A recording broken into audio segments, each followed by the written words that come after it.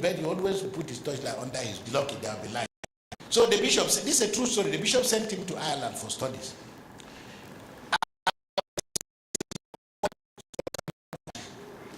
With his torchlight inside. When he got to Ireland, he now put his things in his cupboard, came and sat down. There was no telephone that he could call. Just those emails, those letters per avion. He loaded his torchlight, put it under his bed. He went to bed, there was light. Woke up, there was light. 1 week, there's still light. So he these people,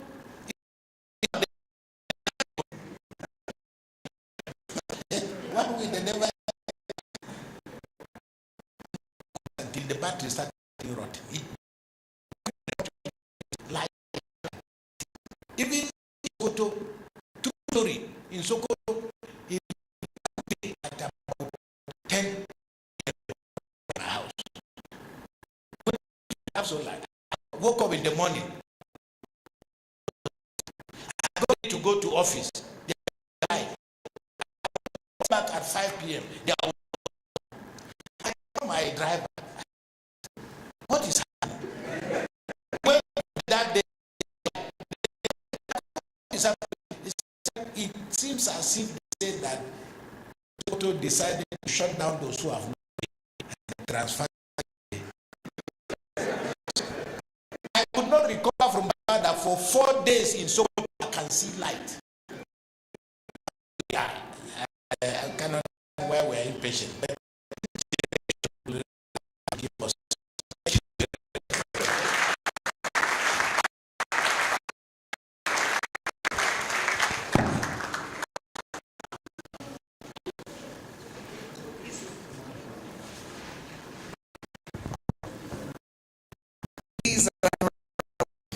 Bishop Matthew Hassan Kuka.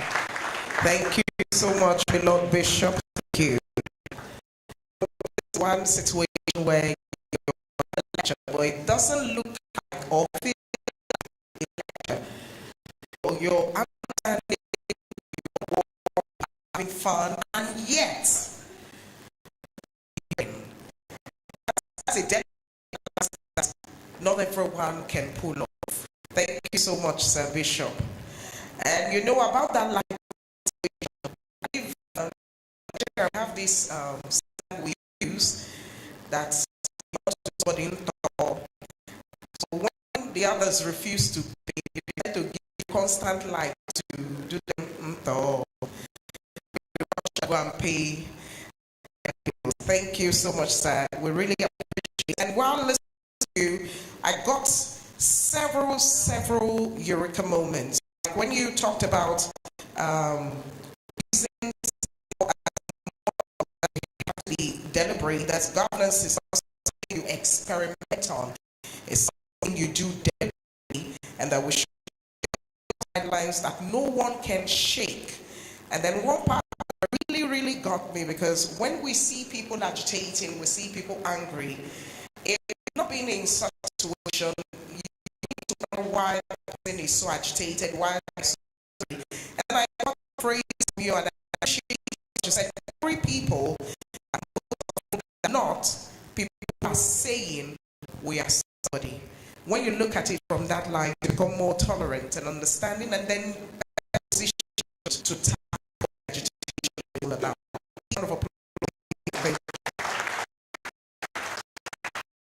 To at this point to recognize this, that while speaking, we had a former ambassador to the Scandinavians, a retired federal permanent secretary, a former secretary of Bielsa. I think we have one current SSG and two former SSG. So we should say they are from state projects of the University of Technology, Akure, and is of brothers. Let's our hands together for our knows Bolade Igali.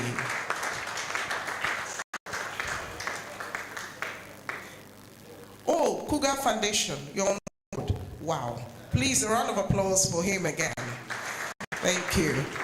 And of course, seated by his side, he also stepped in as a fine gentleman. One, if you have issues with someone and they decide to hire him as their counsel, I would advise you to get out of court for like 30 days. He's currently the General and Justice in Bayelsa State. He's the advocate of Nigeria. Guy Dambo. Please, a round of applause for him. Thank you very much. Thank you for being here, sir.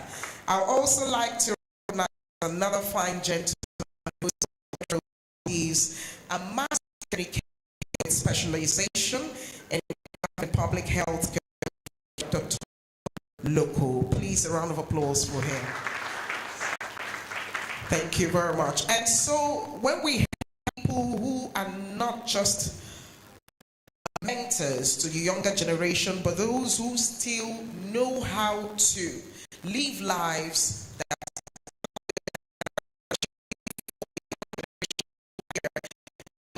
like this is you can assist, especially more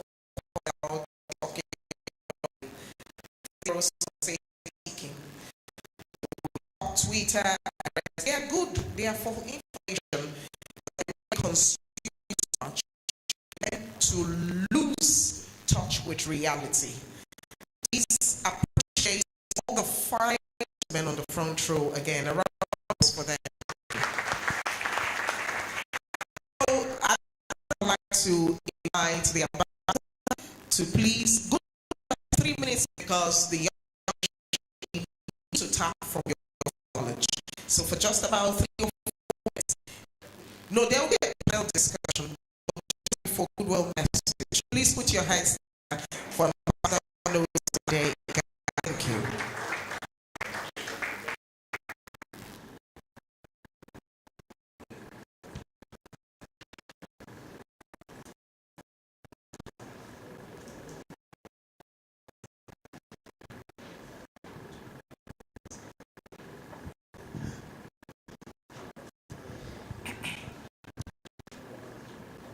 His Excellency the Governor of Bayelsa State, here presented by the Secretary to Government, Chairman of the occasion, ladies and gentlemen.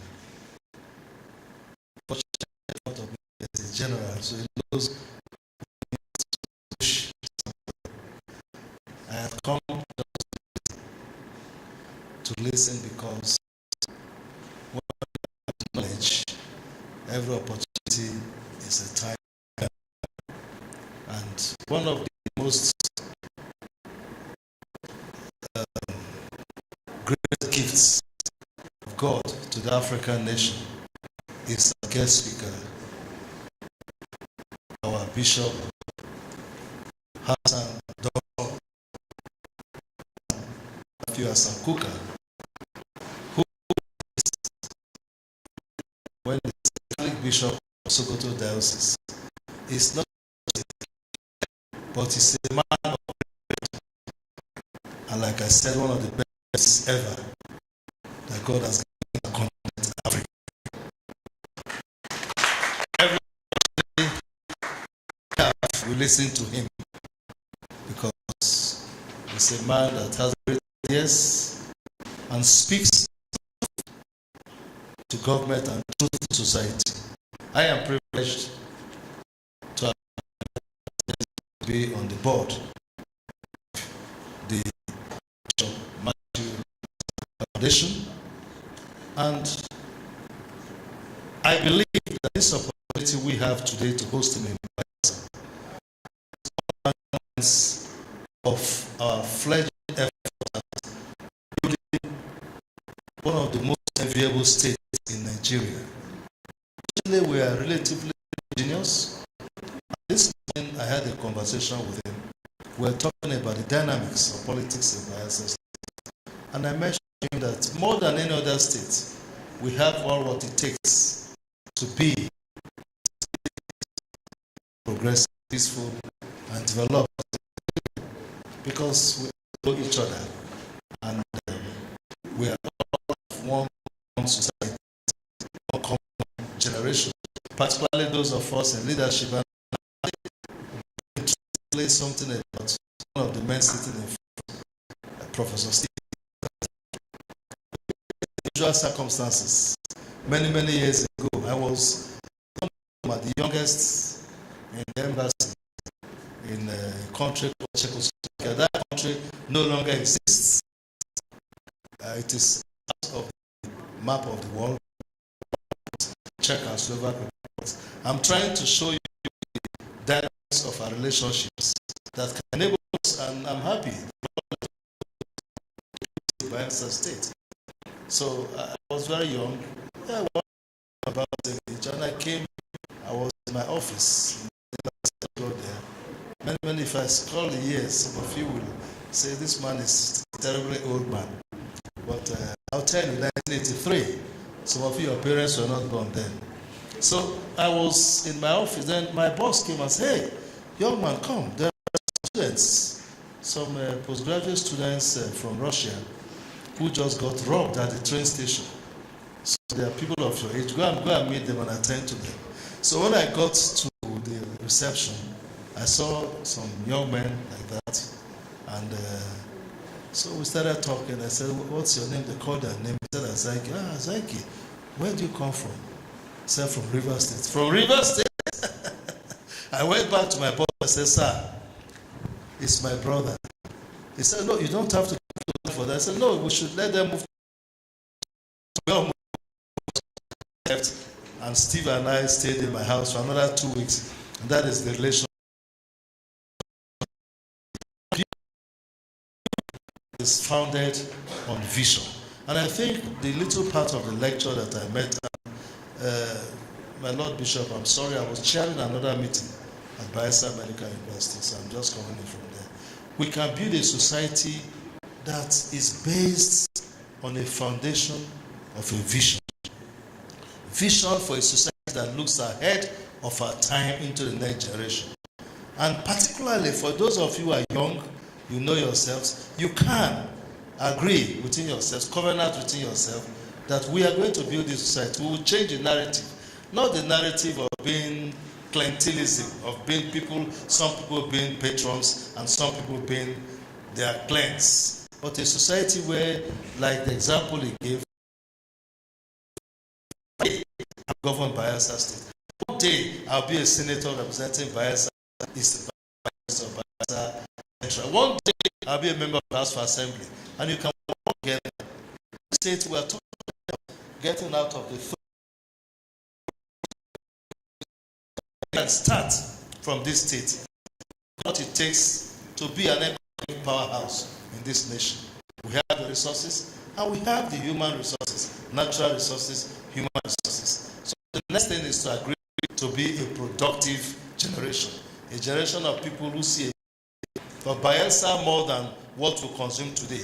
But Bayelsa being where we the next generation, we position ourselves to be the center from where Nigeria sees development.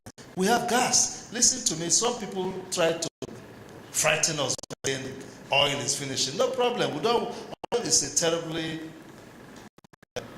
major pollutant, contributor to ozone layer depletion. But gas will for 100, 150 years be the main source of energy of the world. And guess what? Most of Nigeria's gas is in Bayelsa State. So we are not going to be wished. We are going to be the very center, the epicenter of Nigeria's development and energy security, and perhaps also even energy security of Europe into the future. We have natural resources. Now we are talking about blue economy. We have the largest coastline in the country. Our coastline is very big. So the next frontier of Nigeria's development going into the maritime sector is in this state. And we have you above all. So once more, it's my pleasure to join this conversation. And I'm happy we congratulate our brother, former Commissioner of Education, Maxim, for inviting this great mind, this great scholar, by excellence. He quoted Martin But there was a Martin Luther who said, I will stand on truth. And they took him to a place called the Council of Worms. He still went there and said, we must stand on what? Truth. And spoke to all the bishops of the world and told them truth. And many, many generations later, about 400 years later, there was another Martin Luther King. This time, King was added. And he spoke truth to America. And in our own time, there is a Bishop Hassan Kuka in Nigeria, South African Bishop. Thank you and God bless you.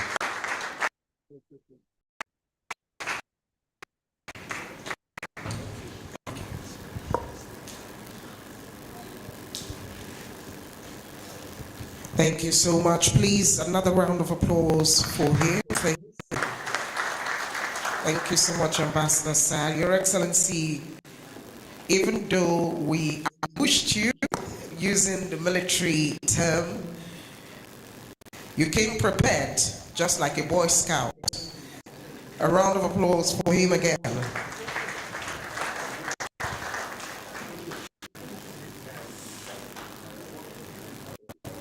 Distinguished ladies and gentlemen, we appreciate you all for being great participants for this event. And so we're moving now to the special lecture. And it gives me great pleasure to invite a man consultant. He's also a consultant in creative economy. We're here very early. I had said that some of our speakers were joining us virtually via Zoom. We have about 3 of them, 2 in the speaking category and 1 in the panel session. So our next speaker is Mr. David Harroch, a globally renowned trainer and business advisor. He has worked in over 60 countries across the world. He is an authority in creative and developing creative entrepreneurs. His books are global bestsellers, and he is creative entrepreneurs worldwide more successful. Ladies and gentlemen, please a round of applause for him. He's already on the screen. So please, even though he's not here, our attention should be on the screen. Thank you very much.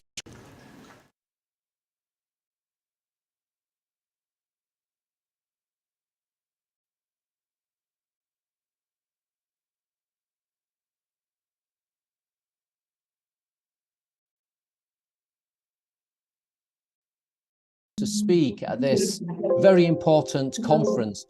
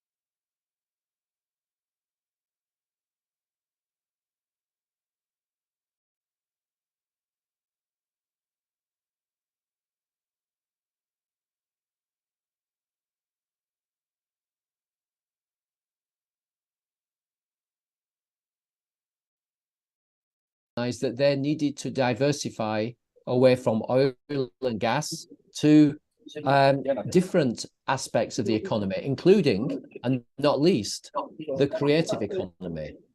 And I was honored to be the keynote speaker at that conference in 2016.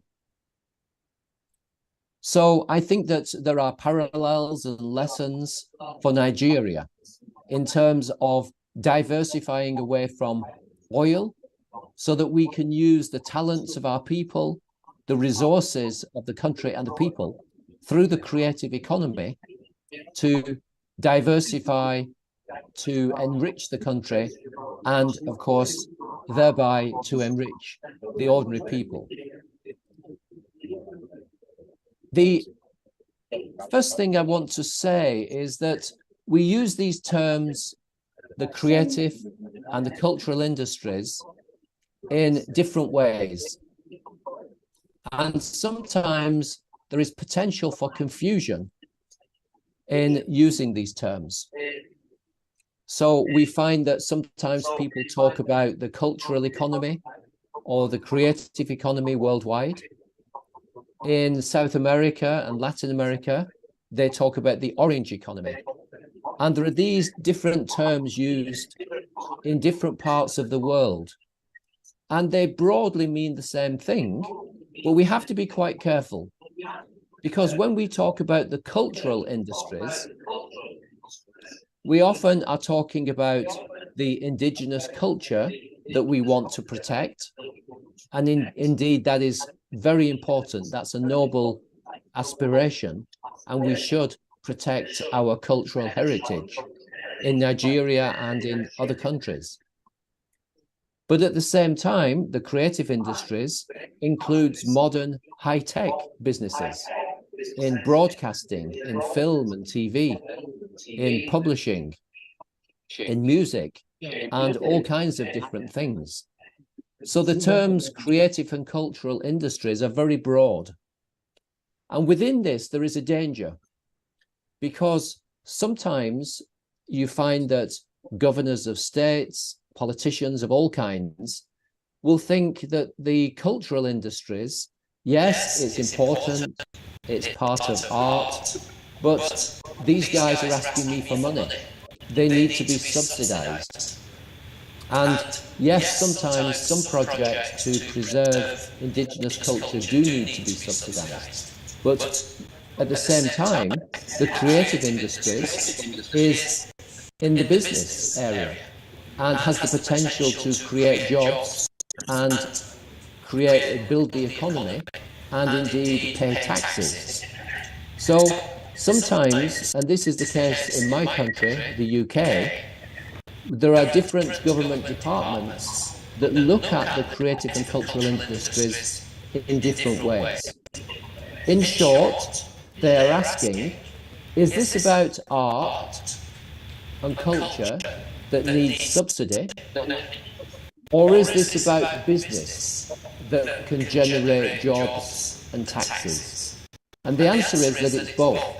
But we need to be clear that people aren't confused by conflating these two concepts.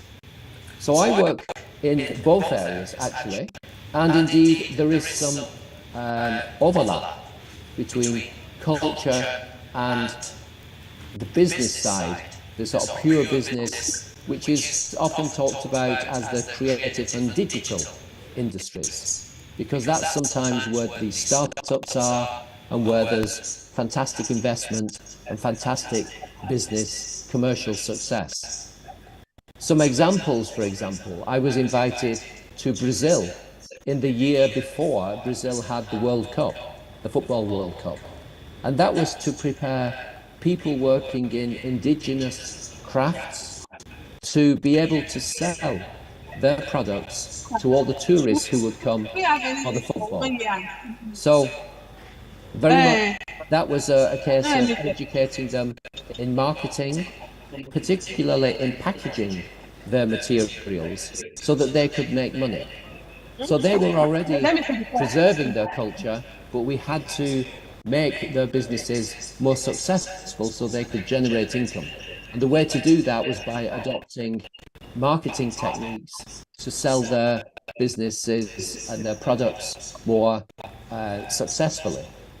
Another project, including the cultural industries, particularly arts organisations, was in Liverpool, where many of these arts organisations do get subsidy, but the local government was telling them that the subsidy might be reduced because of decreases in government expenditure, in other words, the term austerity. And so they had to learn to become more entrepreneurial. And sometimes that was by collaborating with each other in some of the back office functions, so that they could continue their fantastic work in the arts and yet be commercially successful. And a third example of this is a project called Artbox in the country Armenia, where they helped artists and cultural entrepreneurs to become more successful by educating them in business so that they could combine their creative passions and cultural values with great business thinking. And I was a speaker and a coach and mentor on that project. So we need to be very clear about these things.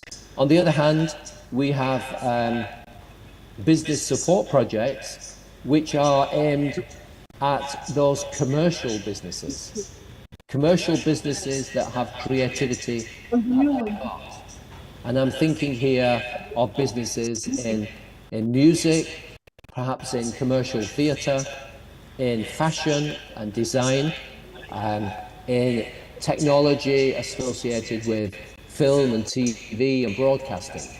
So these are real commercial businesses which are contributing to the economy, which can export their goods, they can do all kinds of things to stimulate the economy and create jobs.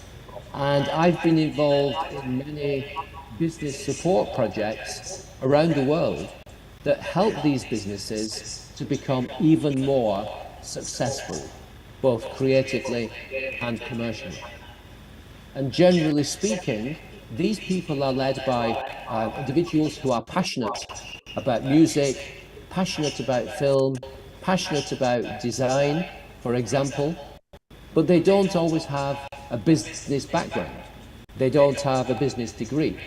And my job, and the job of the projects I design and deliver, is to help them with the business side of things so that they can become even more successful, not only with their creative products, which might be films or fashion designs, but more successful commercially, so that they can grow and create jobs and pay more taxes and export and help the economy in their own individual way. And so projects come to mind that I've been involved in, such as one in the Republic of Ireland called Generate, which helped businesses to grow, to devise their own particular business strategy. Because my advice is not a one-size-fits-all. Every business is different, and they have to devise their strategy accordingly. And that's where these business support projects help. Another one was in Eastern Europe.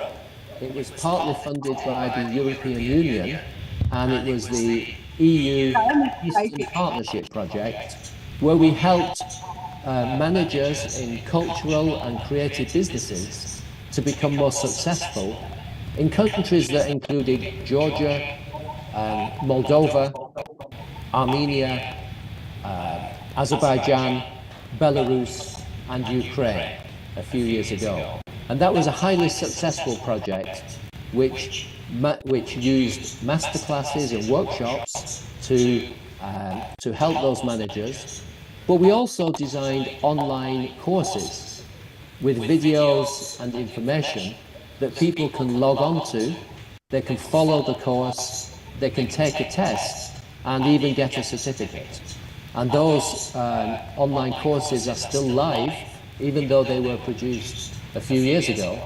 They're still available, and you can find them through my website, which is www.davidparish.com.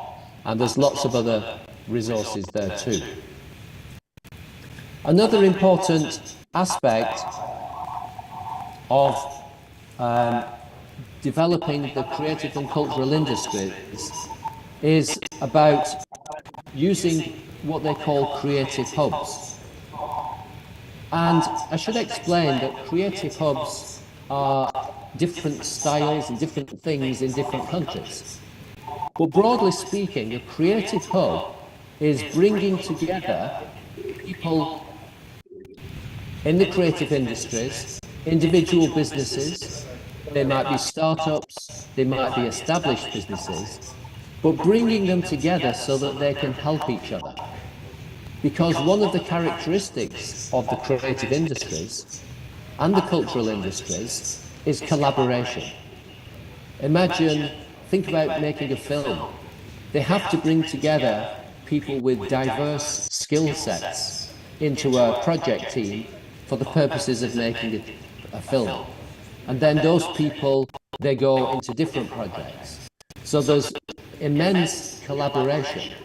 And creative hubs are simply groups of creative businesses that help each other, that might be located together in shared office spaces. They might share studios and offices in a physical location. But these creative hubs can also be digital, and they can be virtual, so that even if the people are not sitting in an office next door, they're still part of the same team, still part of the same community, and can help each other. So let me give you a couple of examples. One is from Liverpool in the UK, where there is a community interest company called Baltic Creative. And their business model is to take buildings that were not in use, to refurbish them, specifically for the creative industries, and provide premises for creative and cultural businesses. And these include artists' studios, but also offices and studios used by digital startup companies in the area of broadcasting, web design, advertising, film, etc. So it's very much about creating the physical premises where people can use individual offices, but can also collaborate with the people next door. They can create a community and help each other.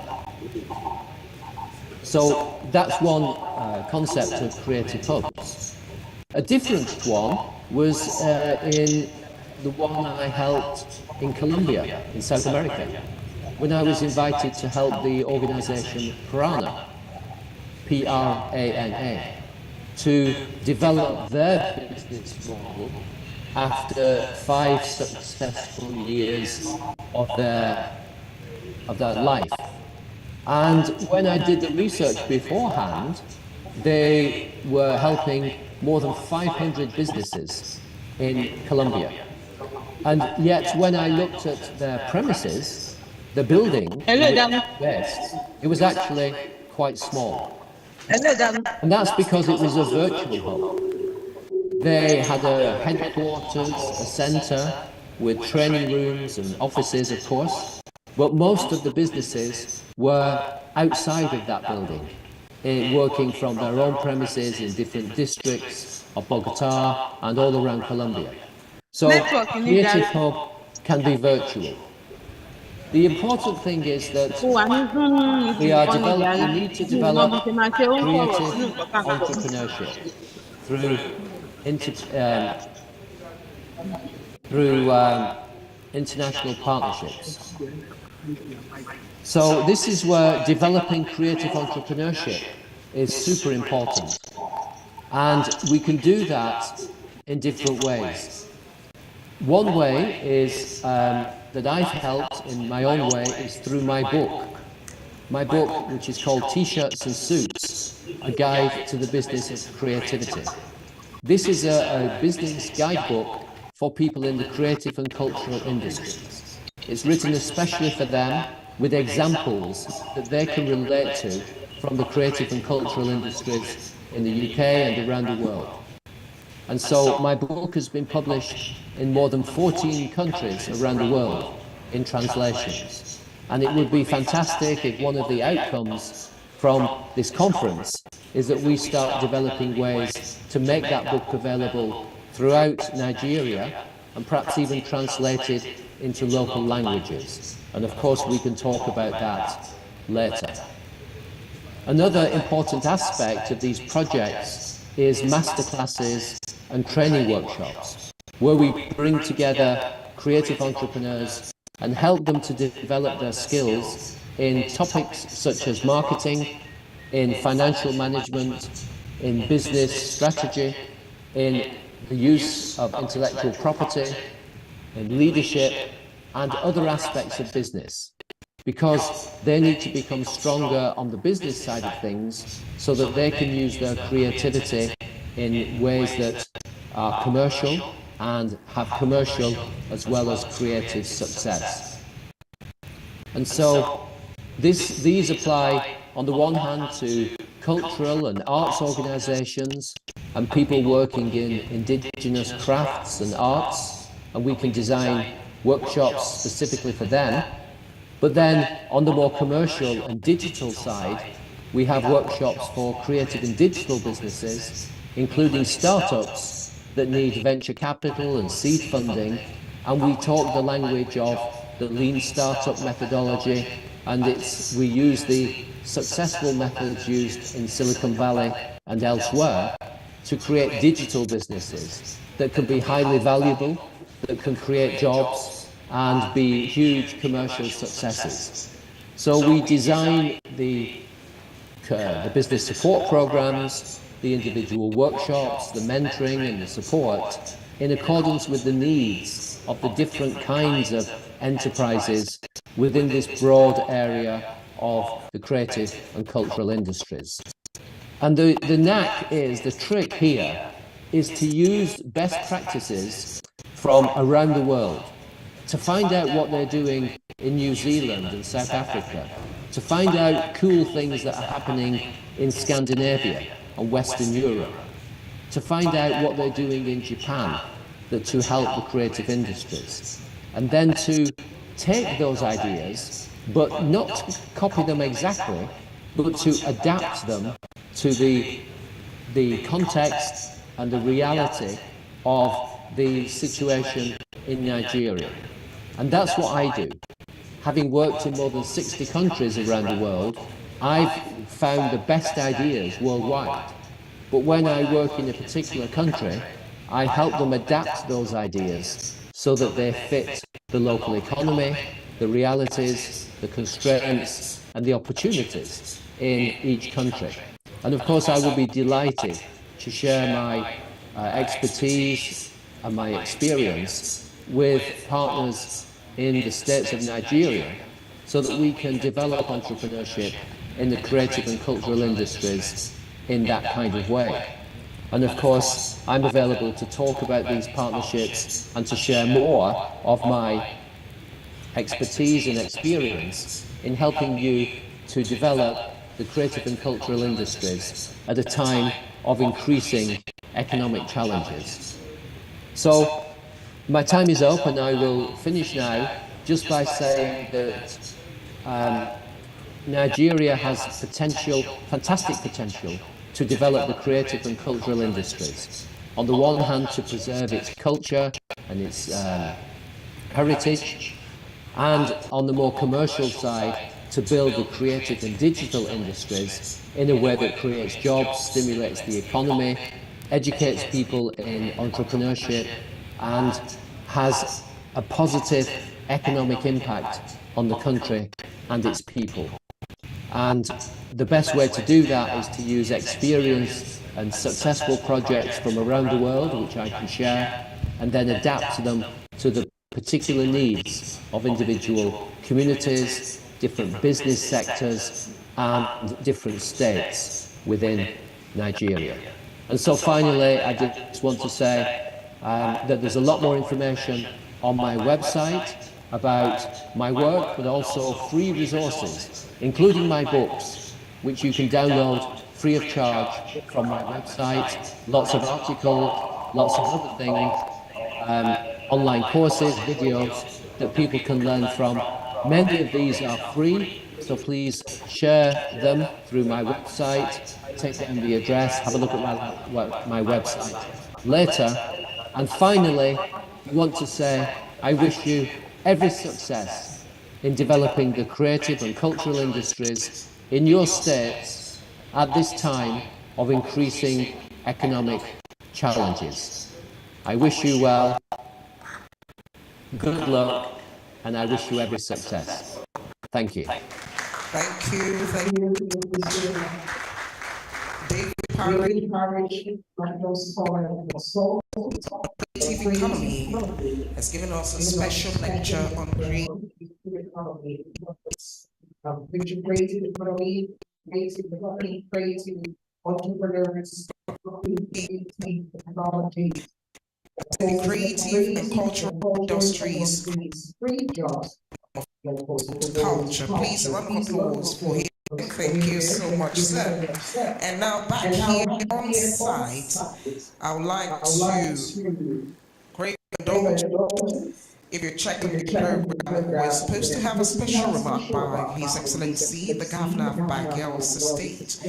And because this is a busy period and they have a very full schedule, we'd like to crave your indulgence that we move that remark upwards, but go back to regular programming for today immediately after his remarks. I'd like to invite the Secretary to the State Government, Alabo Gideon, who is representing His Excellency Imafidon.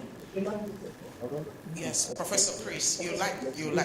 All right.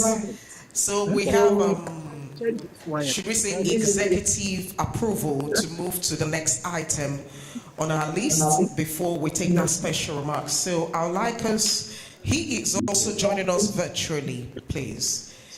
He is a man who Microphone magazines describe as a multi-Guinness World Record holder and internationally renowned advisor to monarchs, governments, presidents, and corporate leaders.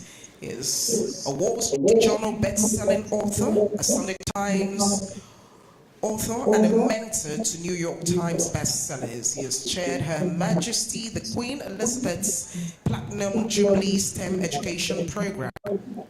Is leading experts and the media, thus leading experts and the media have dubbed him head of Britain's brainiest family after his children and proteges broke multiple world records.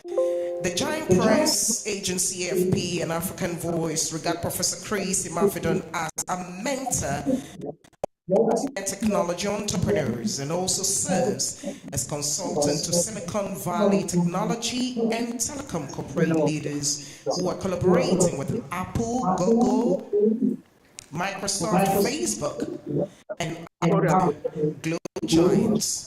Professor Chris Imafidon has mentored youths, disadvantaged ladies, and poor students to obtain extraordinary achievements in education, employment, and entrepreneurship, and most of his prestigious accomplishments exceed the record of the official Guinness Book of World Records. And believe me, he has been quoted by 16.9 million news media prints. That's no small feat. And his insights or results in education, technology, healthcare, entrepreneurship, and leadership have been featured for over 15.6 million times and can be found in publications and media outlets such as Reuters, Associated Press, AFP, Press Association, Washington Post, and the likes. These are all A-class media organizations. In 2004, Professor Imafidon was listed in World's Who's Who of executive professionals and entrepreneurs. And in the same year, he was named as one of the 100 influential leaders in the UK in the last 100 years. And the same year, 13th in the world's most reputable and influential 100 black leaders. Please, a round of applause for him, as he will be our speaker. He has a rich CV. If we have to go through it all, it will be a long read. But distinguished ladies and gentlemen, Professor Chris Imafidon joining us virtually. Please, your eyes on the screen again. And we apologize for the last session. It was because we had so many people joining via Zoom and they were not muted. But believe me, it will be repeated this time. All their microphones are muted, so you'll hear just the voice of our speaker. Thank you. Please, a round of applause for him as he joins us. Thank you very much for that introduction. I don't know, can everybody hear me? Can you all hear me? Hello? Can everybody hear me? Yes, we can hear you. I want to say how honored I am to be able to participate in this very special program. And I'm not saying that lightly. I'm not saying out of courtesy. I'm saying out of deep truth. Because I'm unable to physically make this meeting, it's not because of the fact that I want to snub the meeting. It's because last night, myself, Elon Musk, who is designated the richest man on earth today, the Vice President of the United States, all of us were in a meeting considering the future of AI and how we can make it safer for the next generation. I want to thank you for the opportunity to talk to the youth of Africa. I have not had any similar program for the past 40 years. This is the first time I'm interacting with youths for the past 40 years, especially any African group. If anybody tells you I have done a third person to bring out any proof. The reason I have decided to speak now is because change is already happening. And even a radical more change is about to happen. So I will come now with the health warning. The hashtag of my discussion with you today is digital revolutions. That means a significant and profound change. And I'm only addressing one group of people. The young men and women, the youths that are aged between 11 and 19. Every other person, thank you for eavesdropping. I want to talk about the future. And that age group represents my future. I love what has been said so far about Martin Luther King.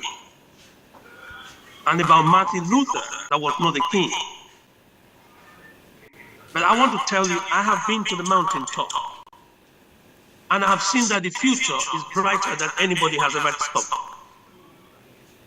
The future is brighter because we have done some pilot studies here in London. And what the result of that pilot study demonstrates to me is that every 11-year-old, listen to this very carefully. For those of you that have nieces, nephews, cousins that are 11-year-old, every 11-year-old has the God-ordained capability to be a multi-millionaire in dollars, period. Every 11-year-old. It's not because they are more powerful, it's because of the change that has occurred in their time.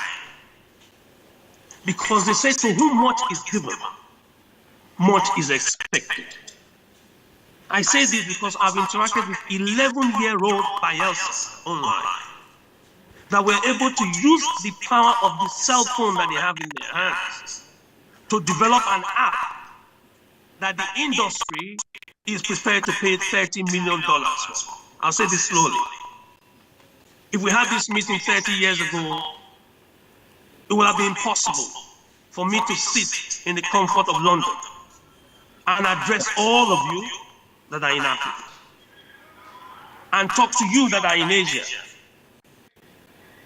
and be able to interact with you that are in North America just waking up. It was literally impossible. The technology never ever existed. But this generation has been blessed with so much that the only word that can describe anyone that thinks he's poor is prodigal. If you're a youth today and you are not a multi-millionaire in dollars, the only reason is because you are prodigal. That means you wasted the opportunity of using that thing in your hand. You call the cell phone. That thing in your hand, you call a tablet. That device in your hand that was divinely given to you. Because see what? My grandparents' generation wanted it. They did not get it. They did not even get the technology of what is called a facsimile, a fax machine. As a young man, I stood next to my grandmother and I said, I have to quickly rush to send this paper to a city. I mentioned the name of the city. And he said, oh, that'll be tough on you. It means you have to quickly rush to the post office because the post office is going to close soon. If not, that paper will not get there. I said, no, they want it to get there today. She said, are you going to fly? I said, no, I was going to fax it. She just burst out laughing. 3 minutes later, I had faxed that piece of paper to a city that was 4 hours drive from where we were standing. And I came with what is called a printed fax acknowledgement. Those of you of a certain age know what I'm talking about. The good old days when you put a paper on what looks like a photocopy machine and you type in numbers, it will scan the paper to the number and then print out what is called an acknowledgement sheet of paper. And that sheet of paper confirmed that the person in the city, 1 mile away, 10 miles away, 1,000 miles away, have already received that paper. So my grandmother thought she was helping me. She got an envelope and got me a stamp and said, son, you need to quickly rush down to the post office. Then I turned around and said, but that paper has been sent. She looked at me and said, please tell a better lie because you are holding the paper in your hand. I said, no, here is the acknowledgement to show that this paper has been sent. She fell apart laughing because she didn't understand the power of the fax machine. But what you have in your hand, youth of Bielsa, what you have in your hand is not a fax machine. It is 700,000 times faster than a fax machine. 700,000 times more powerful than a fax machine.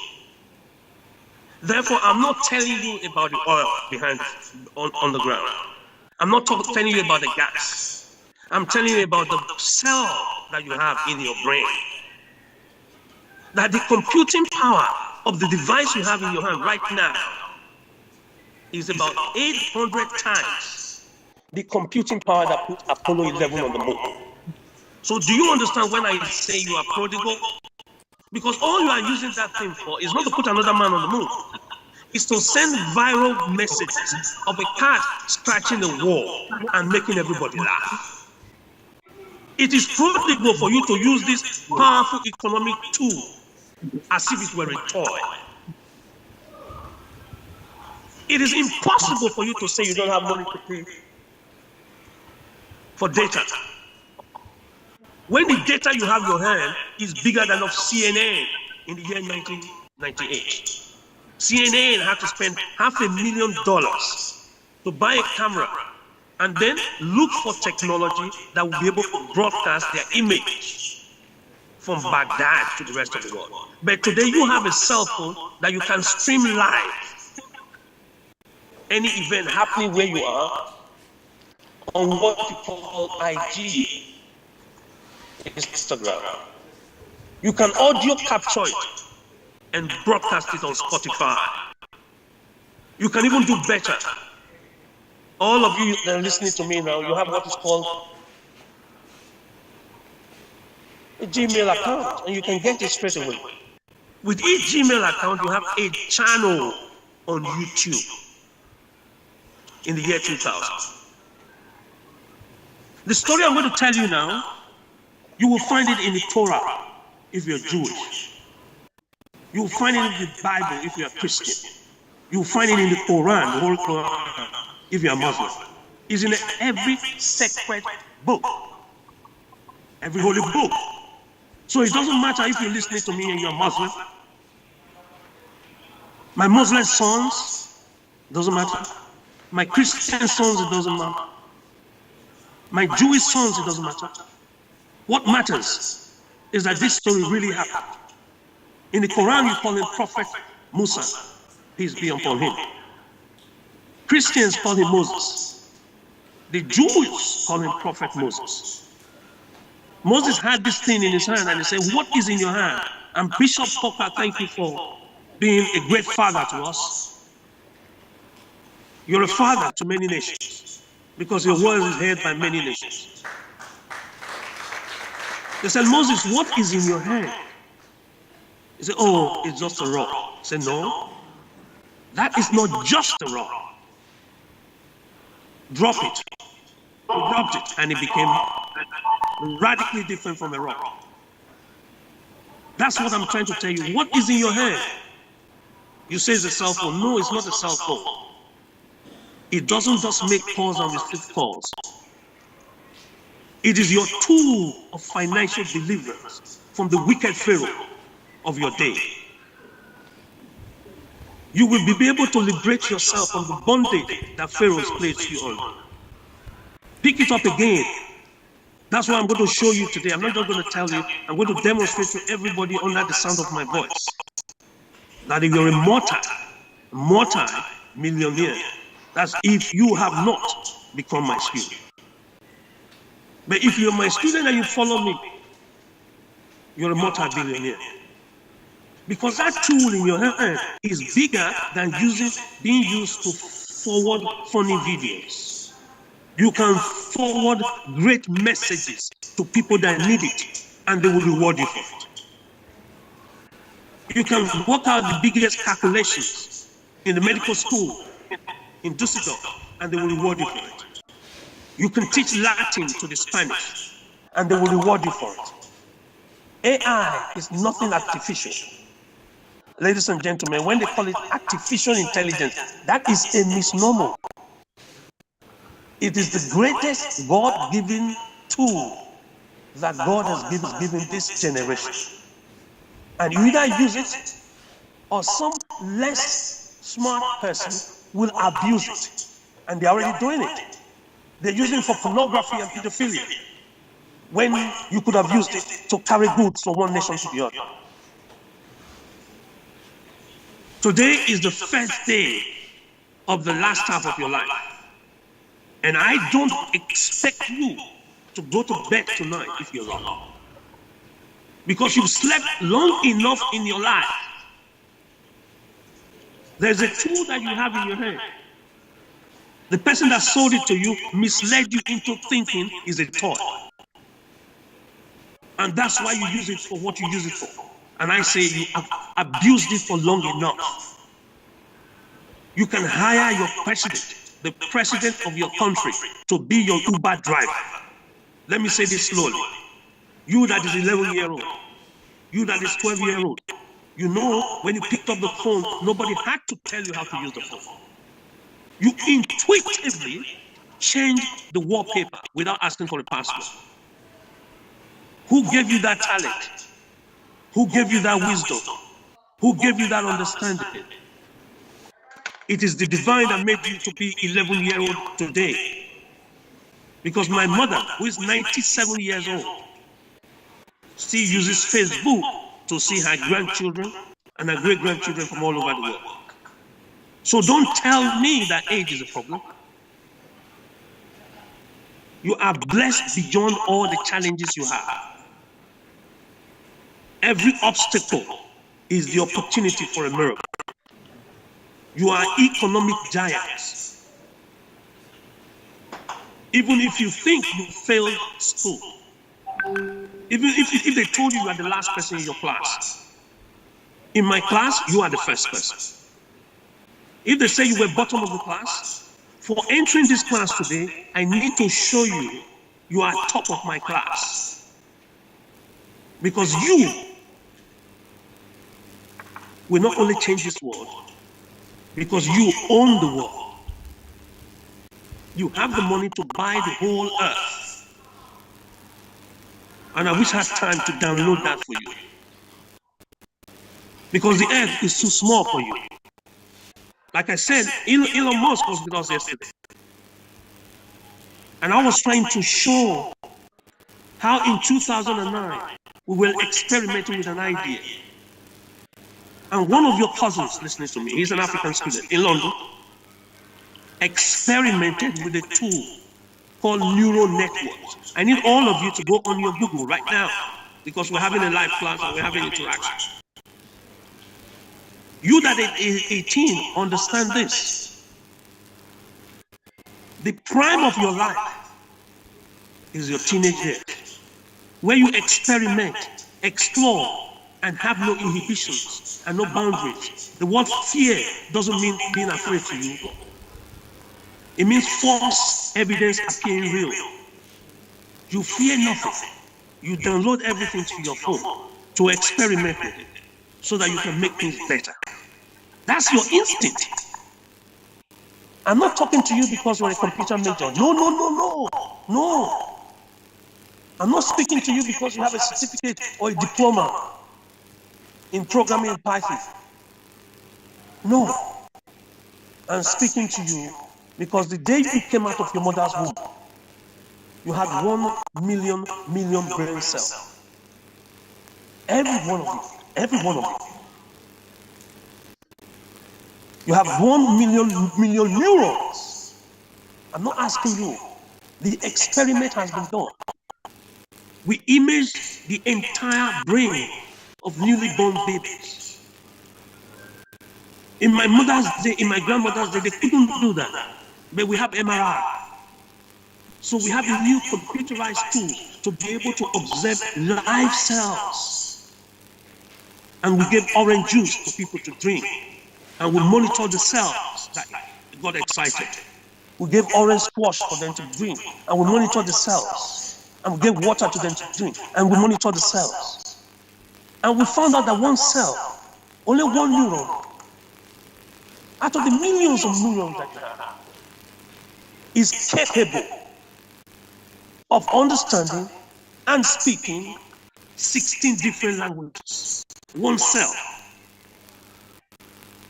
Not all of your brain, one cell. You'll be able to speak your so-called mother tongue. You'll be able to speak French. You'll be able to speak Mandarin. You'll be able to speak Greek. One cell of yours. This is why I told you, you were created and you were born a genius. Don't let anyone tell you what you can do when you have not finished what you can do. Please write this down. Do not let any piece of paper you are holding called certificate tell you what you cannot do when you have not finished what you can do. Because born in you is the engine of creativity. Thank God for my brother David Parrish that just finished speaking.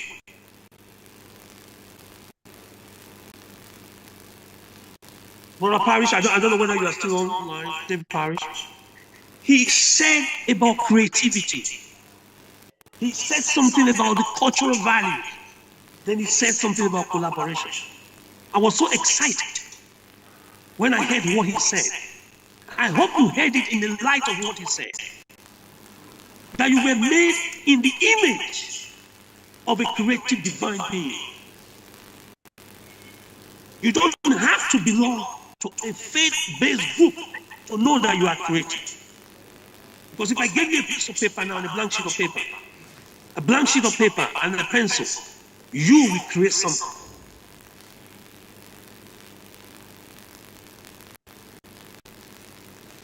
So this severe disruption that is coming makes you a $30 million owner based on your brain cell and the technology you use. and be able to buy your father's inheritance. Your parents are too poor for you to inherit anything from them. You are too rich because of the tools you were given. You are too rich because of the power you were given. May I beg you to write this down? If you are hearing me, write this down, please. Because this digital revolution that's mediated by artificial intelligence, that is not artificial. It's really called, the true definition is machine intelligence. The true definition of artificial intelligence is machine intelligence. You are going to deploy the machines you have. And in 92 months from now, please write this down. It will take you only, write this down, 15 minutes to travel from Abuja to wherever you are. Please write this down. 15 minutes. Why am I saying this? Because your great-grandfathers took them 3 long months to journey from Lagos to London. Months to travel from Johannesburg to Lagos. And some of them died because of seasickness. Because they didn't have the technology you had. But your grandparents and your parents at the turn of the century were able to make the same journey from Lagos to London in hours, not even weeks. Because they were blessed with a different set of tools. And the law of aerodynamics was updated.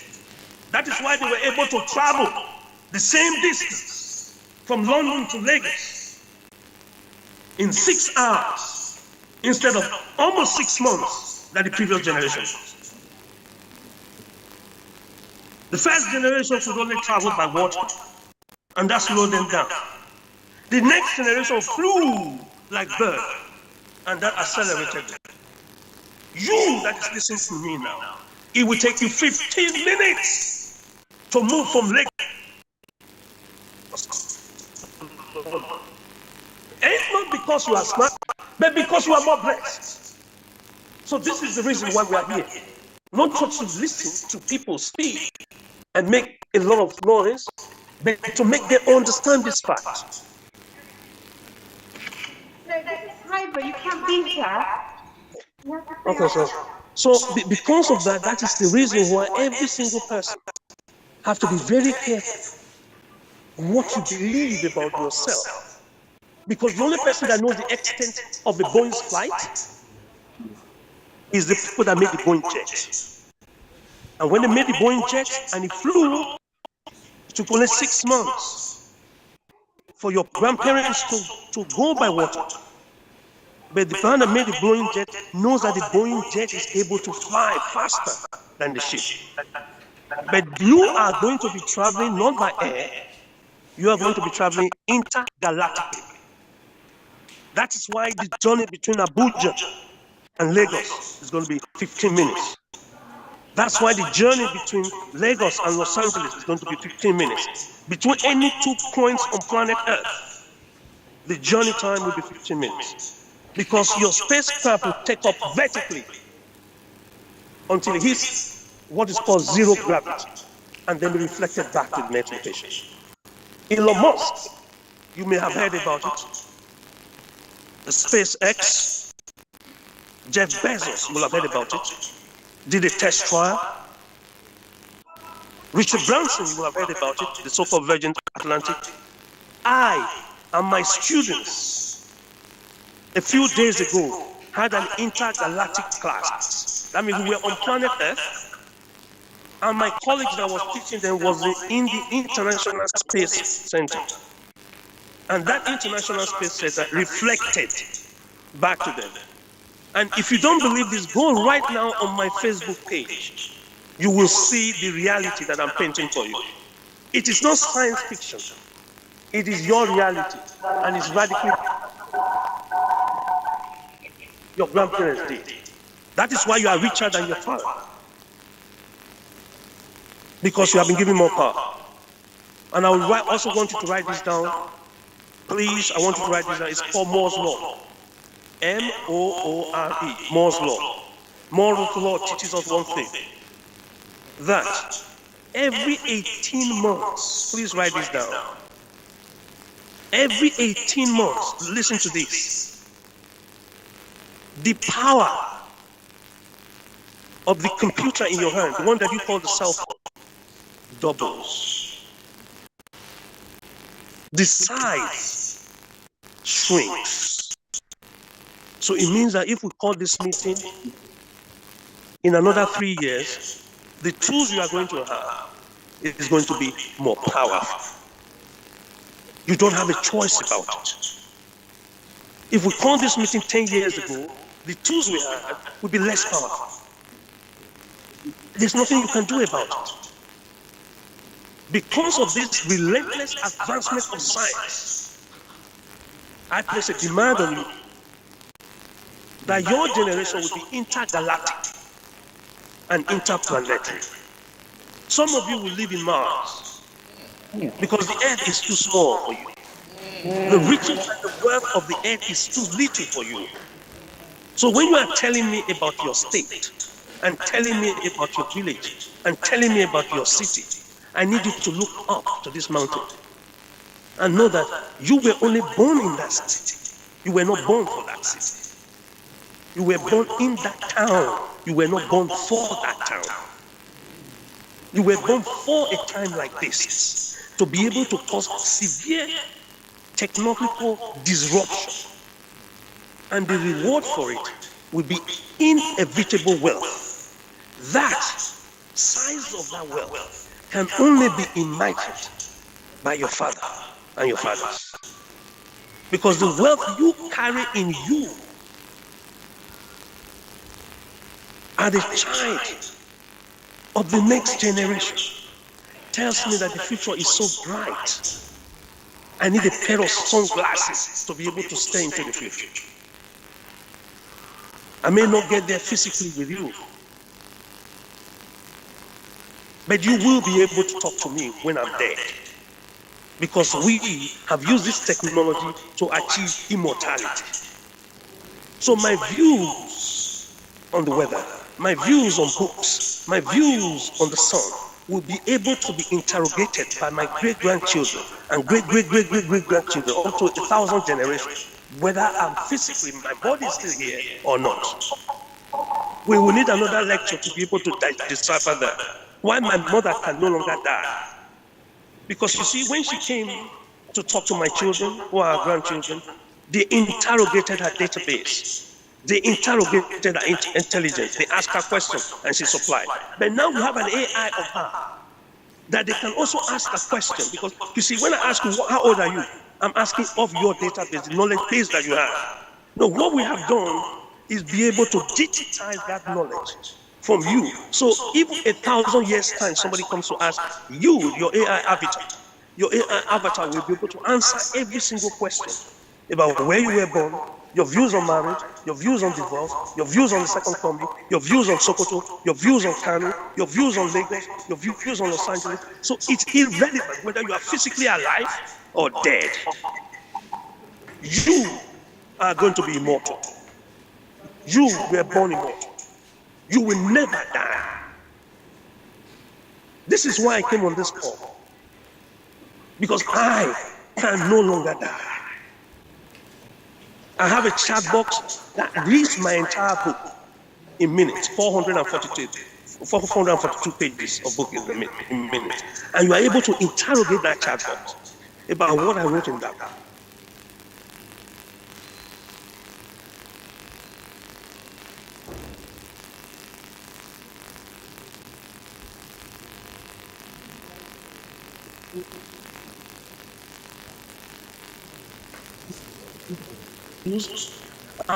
Of the future, and therefore I do things quicker and therefore the fastest. I do things cheaper and therefore the least expensive, and I do things easier and therefore most efficient.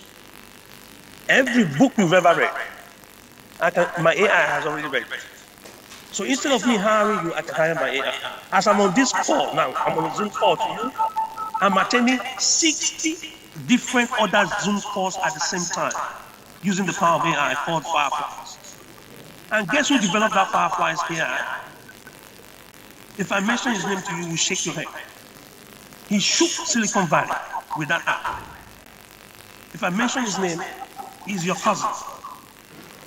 He's your fellow cousin. He's of African, direct African extraction.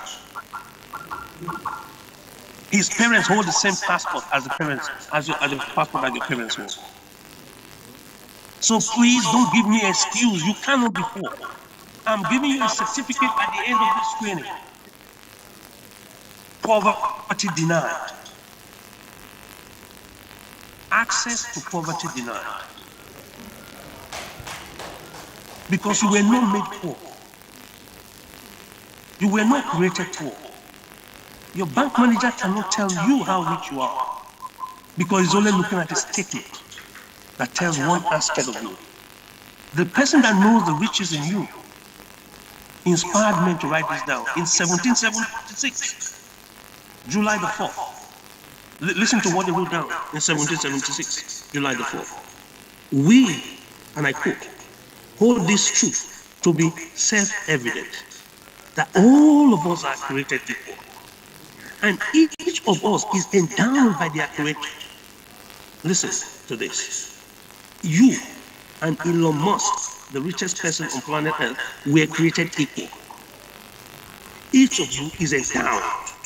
Endowed means they deposit something in you. Deposit something that is too heavy. So that's what called endowment. You were endowed by your creator. Is the discovery of this, the deployment of this, and the development for societal good that makes you the multi-millionaire that you created to be. So watch television and entertain yourself. Watch television and imagine how you're going to turn the world around. Because that's what you were created for. You were not created to be holding viral videos. I have changed my slides. Those of you that are online, there's a slide I put in there. This slide is from Cornell University. I want you to look at it very carefully. This slide was taken from the University of Cornell. It's one of the top universities on planet Earth. This slide is describing an experiment that we performed year 2009 and 2010. It was originally published in 2012. I want you to take a screenshot of this to go and find out whether this is true. Please take a shot of it, because if you don't take a shot of it, you might think that I'm just entertaining you. Please take a shot of it. Can you take a shot of it? This was your cousin, who was my supervisee. This was your cousin. When we used neural networks, long before AI and ChatGPT became a headline story. This particular paper looked at software and looked at how software can be deployed. I need you to look at it because it's very important. Because if you don't, you might think the whole thing is just a joke. I need you to understand why this is so important. I need you to walk away knowing who you are.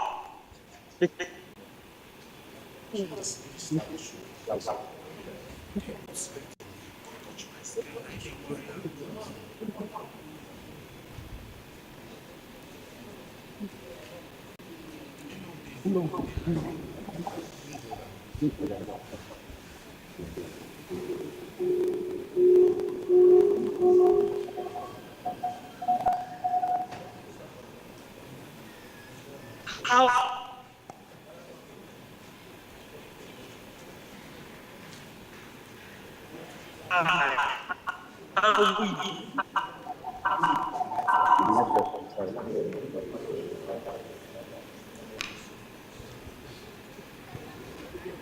apologize, there's network issues.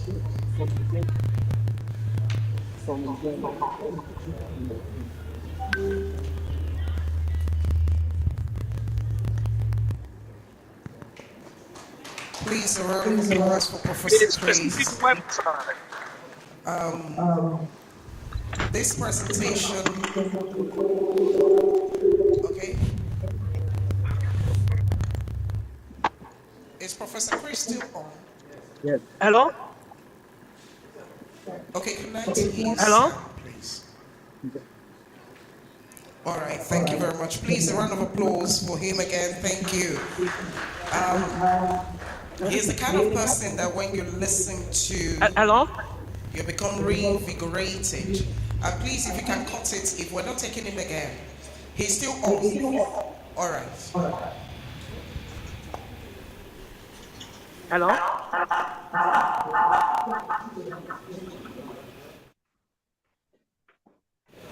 Why say hold back? Yes. All right. Please, Hello?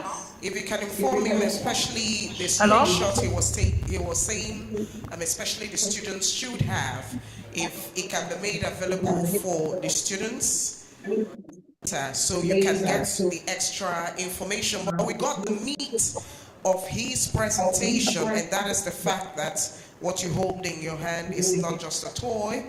It's a very powerful tool. It reminds me of the remarks that Bishop Matthew Cook made. He said, there are those who have killed but are not prosecuted. Why?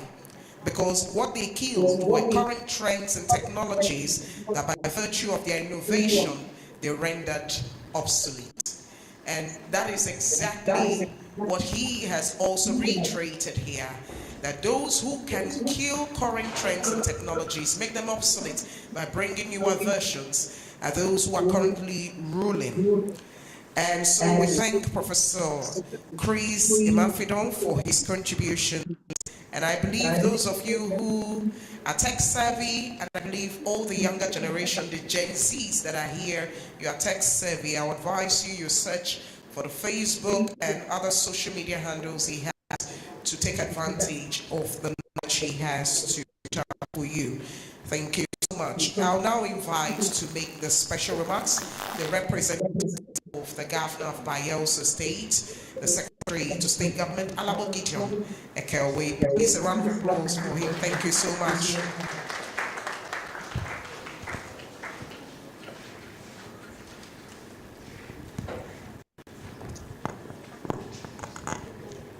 Please sit down.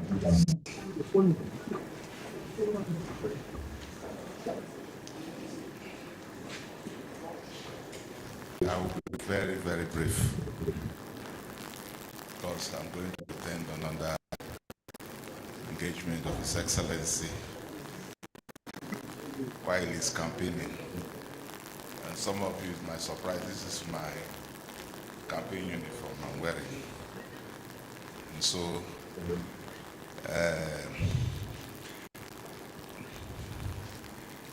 His Excellency, the chairman of this occasion, represented by my brother and ever young Yanengwa, Professor Steve Azaiki, Bishop Asan Kuka, the keynote speaker. Like when I met him, I mentioned that in my postgraduate research I was looking, I did a lot of work from one of his books about good governance. I did a little bit of research about it and found out that he read political economy, is so in depth in political sciences. He would have been in the by now, would have been a professor emeritus. And of course, you can't take that away from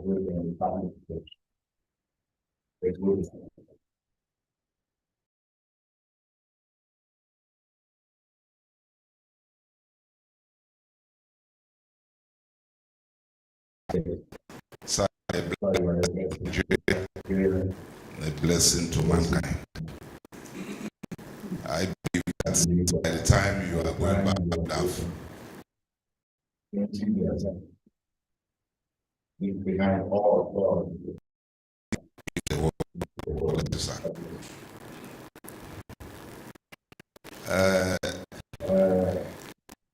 The usual speakers are not here.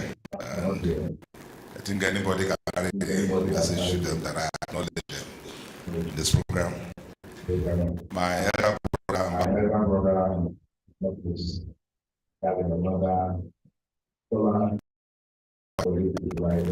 if some of you are not him yet, then you are and this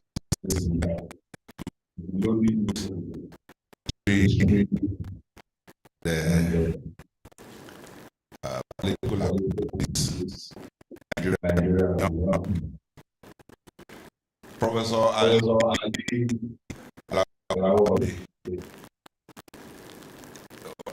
I saw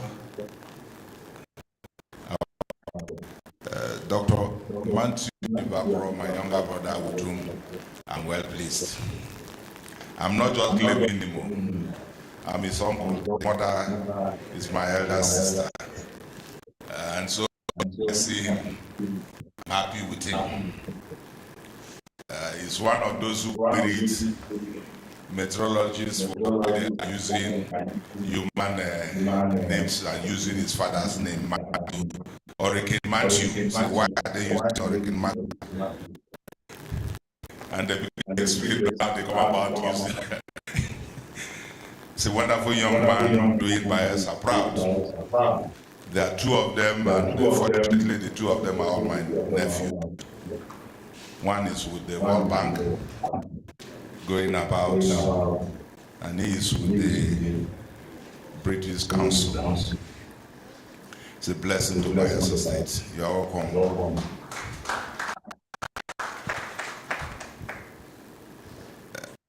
Sorry, this name is looking funny for me. Prince Ned Tufo, as far as Laurency, Chairman,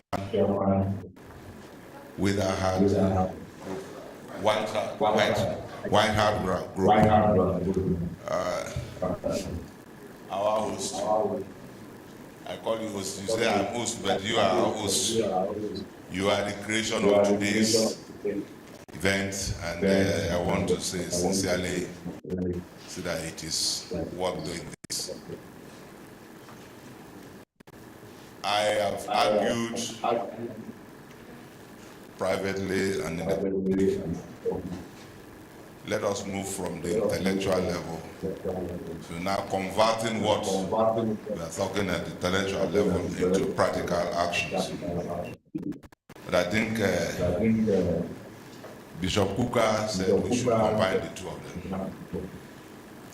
Because for bringing in Singaporean experience, it's talking of intellectualism and then converting it at the same time, the two going pari passu. And I think that is a good thing I have learned today and giving me a lot of thinking. Invited participants, members of the press, distinguished ladies and gentlemen. I am the secretary to Bayelsa State Government, and my name is Gideon Ekawe, representing the governor of Bayelsa. Like I said, I'm going to be very brief, and I want to make those brief remarks so that I can go. His Excellency apologizes very sincerely for not being here, because we all know here by the 11th of this month there's going to be election, and it's aspiring to come here to still lead the people of Bayelsa for the second time. Today is a campaign day for Yenagoa local government, and it's right. They are campaigning, and he's been talking to me. You see me going out, he's still giving me directives while in the field. So he apologizes, and he's a very humble man. Should bear with him. but it's in spirit manifested in me as Gideon Egawe standing before you. You would have loved to be here personally to participate and learn from this process. He said, I should tell you, if I listen critically and then make my own comments, that's supposed to be easy. I decided to listen to Imafiro so that I can make my summary. The theme of this lecture is the Nigerian question, survival of the Federation in the truth of increasing economic challenges. And Bishop Hassan Kuga said the challenges are there, they will always be with us. And of course, the Bible also says that there are challenges.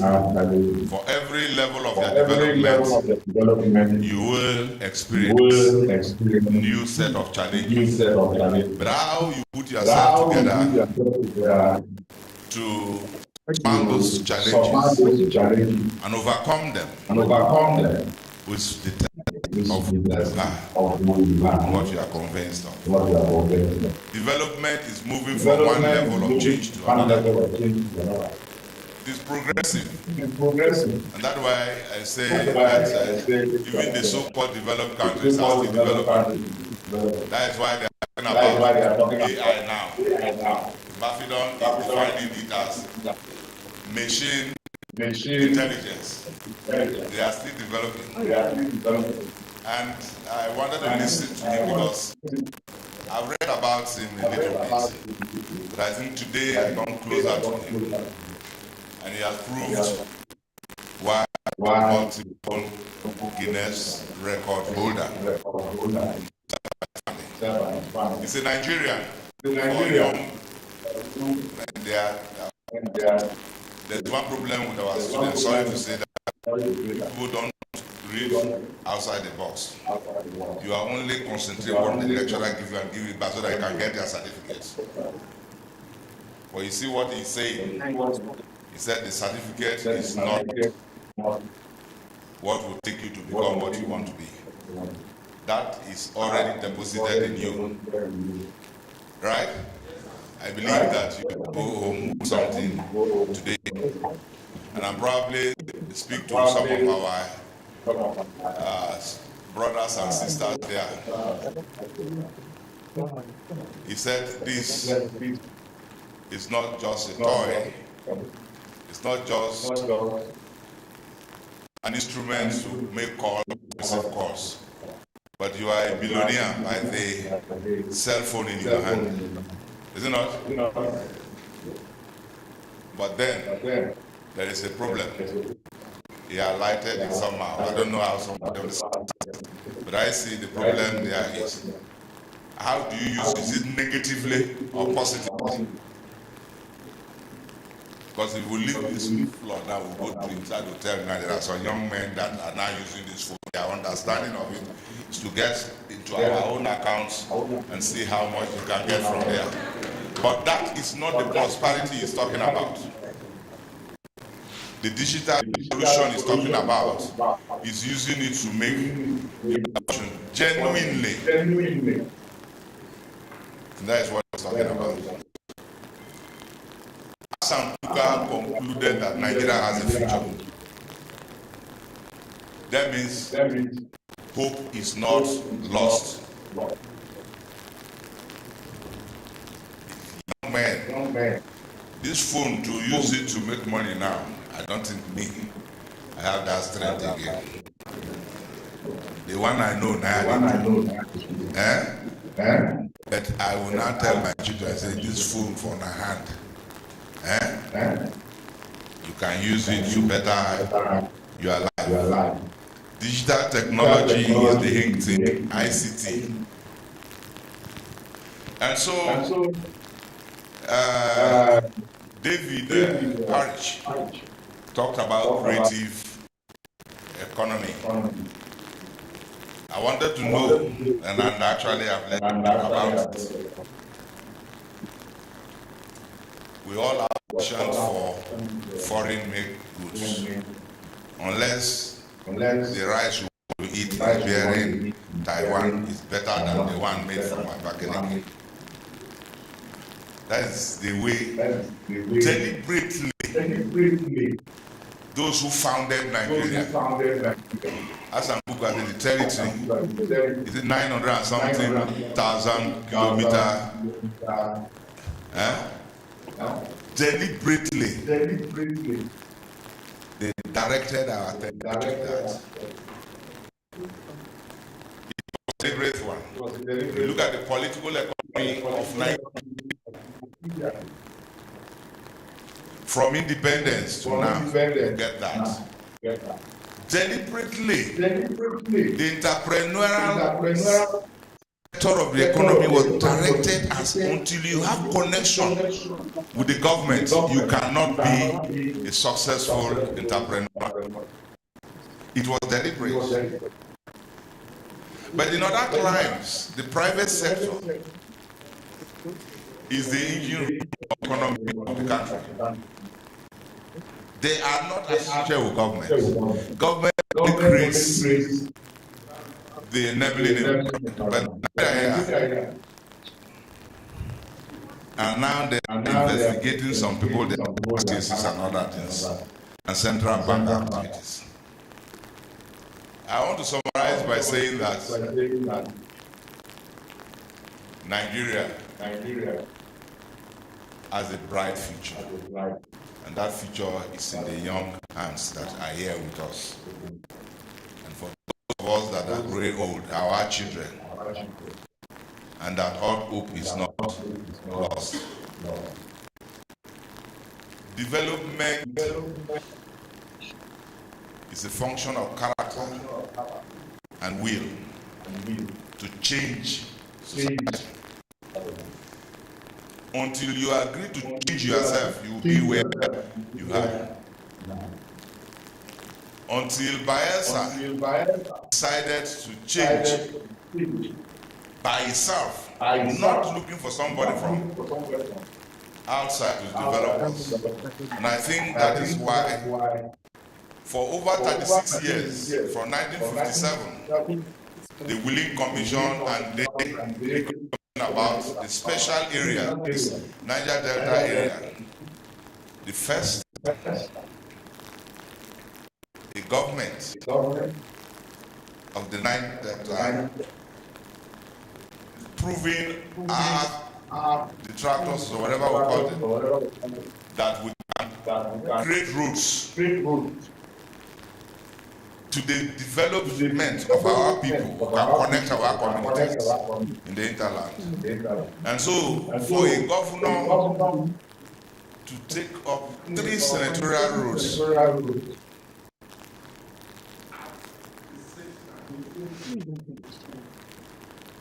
taking risks, but I said, boy, I want to try.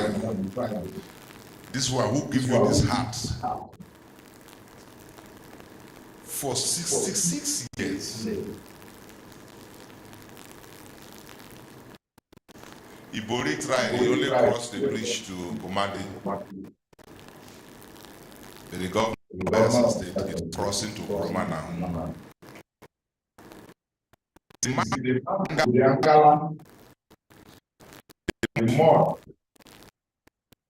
mud skippers and tilapias is where it's creating a road. What you see in Florida, from Miami to 90 miles to Cuba, is not the American federal government that owns that road. It's the state of Florida.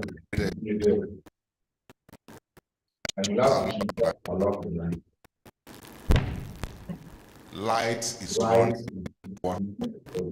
also. The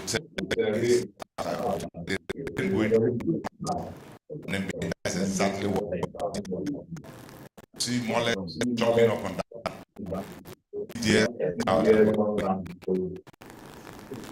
We can do it. We can do it. It is We developers.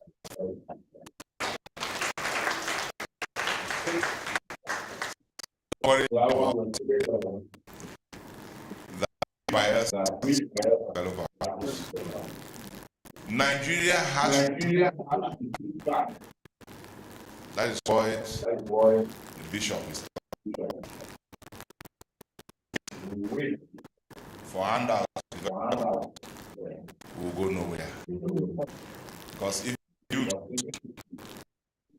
with your progress and all that, we see a lot of contradictions in what you're doing.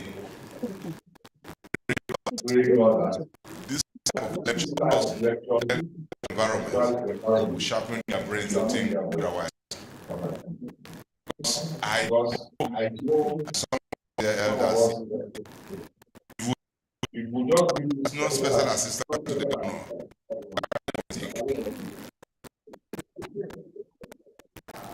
Now, assistance, then you are not going anywhere.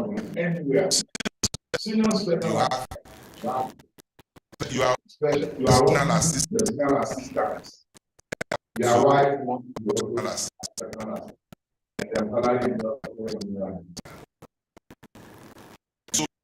and so we want to hear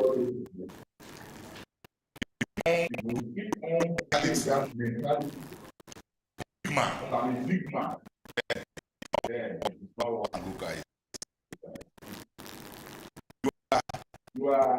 You are here and to define. I am here. And we have what it takes to achieve what it takes to develop the time. It's that behavior that can take us somewhere. Claim that you are not.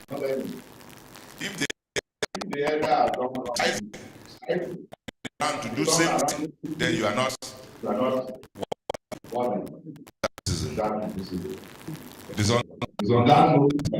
I want to say that Daniel San, I am chairman of the committee.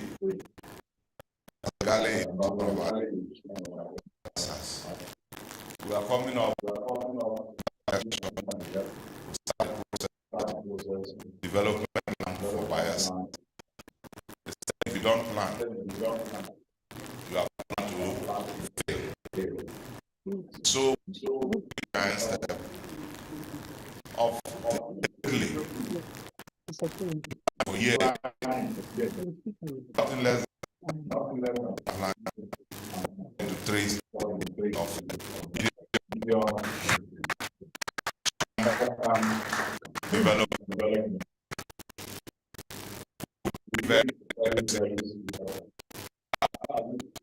Man.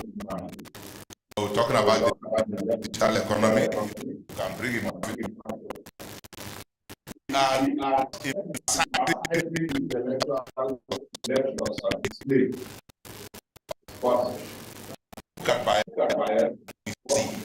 Why we can translate it. We're talking about new economy. We are all how we can get our protein. Very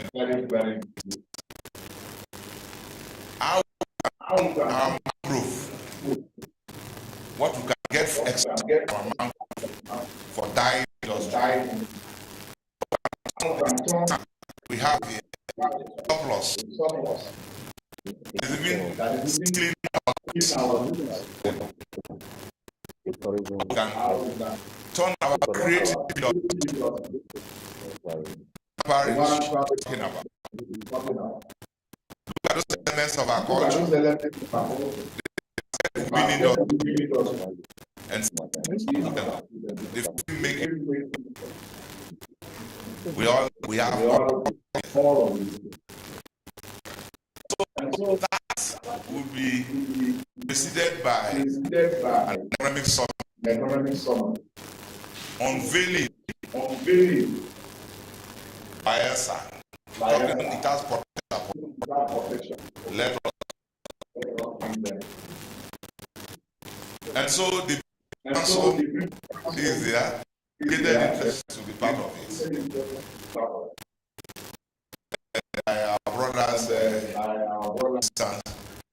who, if it is possible, bring our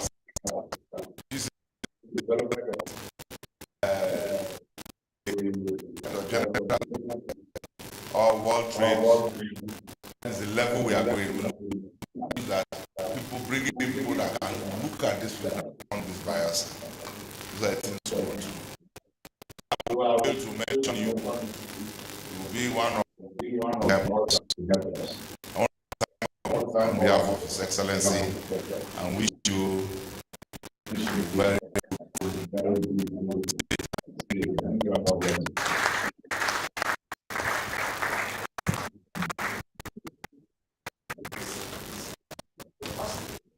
Thank you.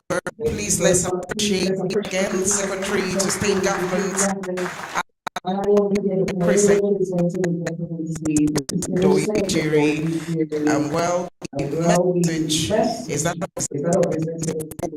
and the personality you saw here on stage.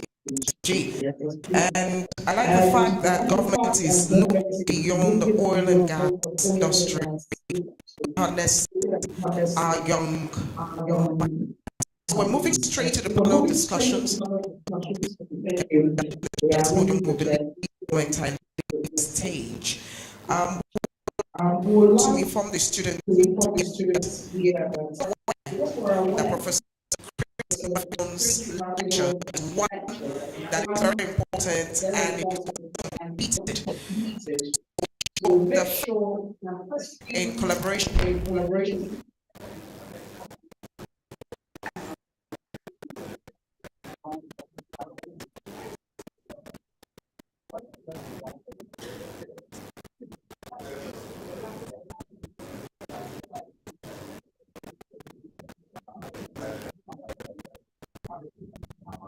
Thank you.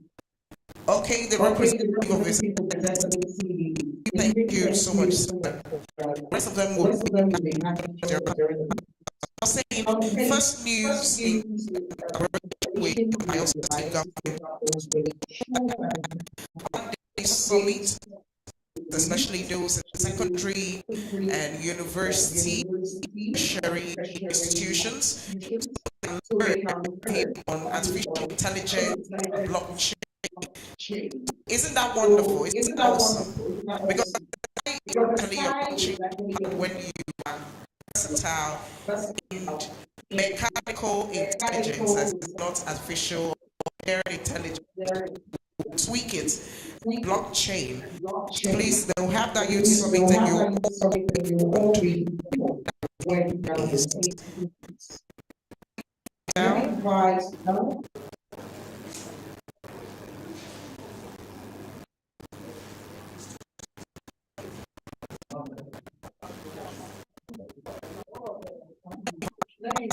and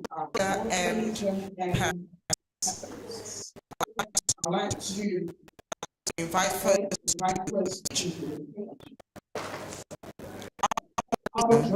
Bosom analyst and Arise TV anchor. Listening to the business news on TV and television, now Arise TV. He's one who has so much knowledge. I'm stalking you. I've followed your career to channels to Arise. Okay. Round of applause from here. It's not just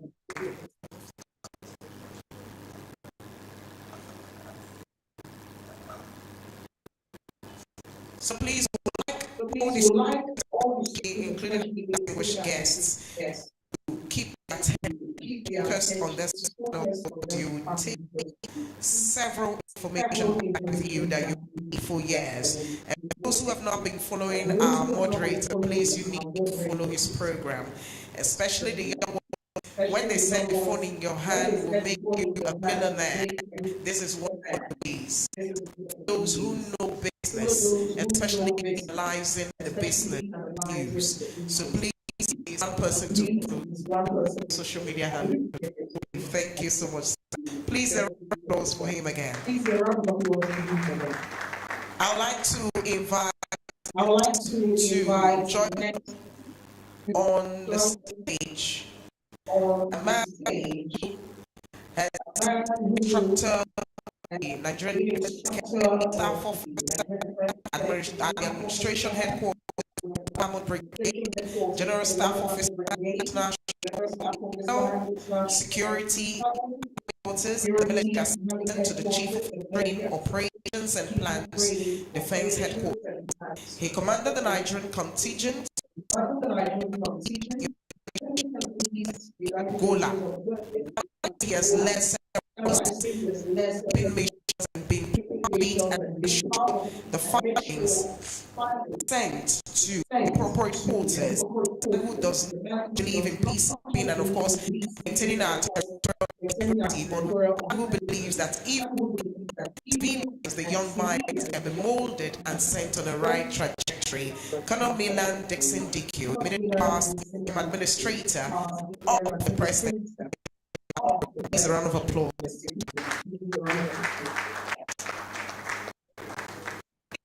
Actually, our lead panelist, sir, thank you for being here. And he is joining. He is agriculture, extension and development and citizens. Is also a former state government to the government of Niger State, former commissioner of information, I believe. Yes, so we're having him join us virtually and we intend to milk all the news that we can from him.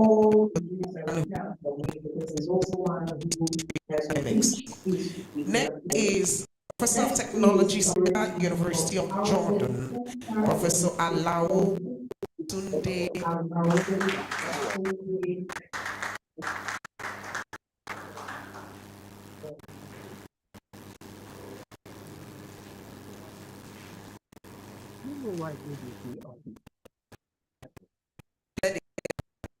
Thank you.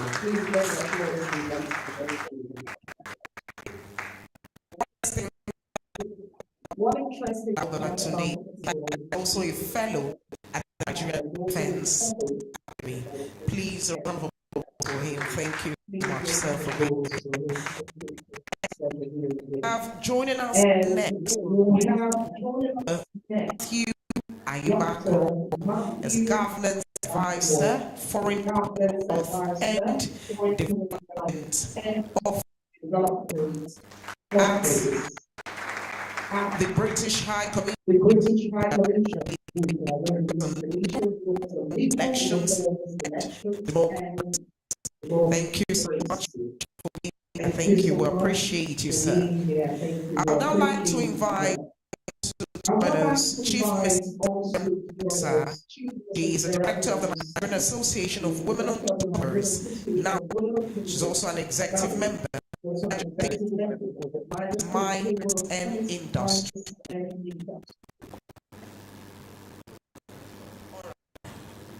So the distinguished ladies, panel is set. And would like to movements in the whole. Please listen to our panel and moderator. Please a round of applause for that. Thank you.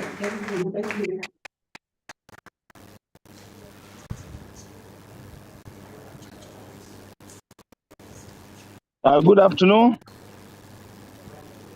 Good afternoon. Oh, yeah. Okay. Good afternoon. Am I clear? Hello. Good afternoon. Good afternoon. Hello.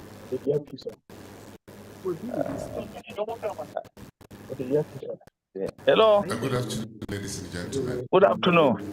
Please submit me to stand on existing protocols. But the first thing that I would say was that all of us should give another round of applause to the, I haven't mentioned his name, to the Secretary to the State Governor. Let's give another abstention. Yeah, I'm here. Because he spoke exactly my mind. And not only that, he went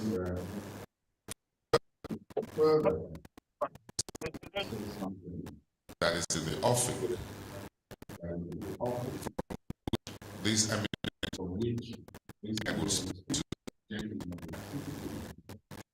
I want to make a personal comment on. And I listen to Bishop, and I very much begin to make yesterday was to be in the audience where he spoke yesterday, but I had to rush here, so I came as the John the Baptizer before the Christ himself. Please give him another round of applause. Now, the body of knowledge that he represents, as he spoke, was that development plan for Bayelsa State. And I like the idea that it will be launched as an economic summit,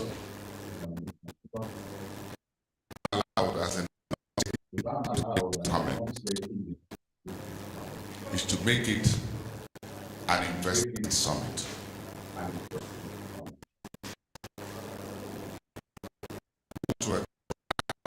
It's an investment to Bayelsa State,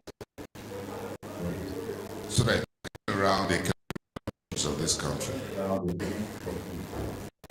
For 3 hours, is to make the basic change thousands of years. Despite the advancement in science and technology, food, clothing, and clothing. Unfortunately, in this part of the world, we're grappling with these basic human necessities.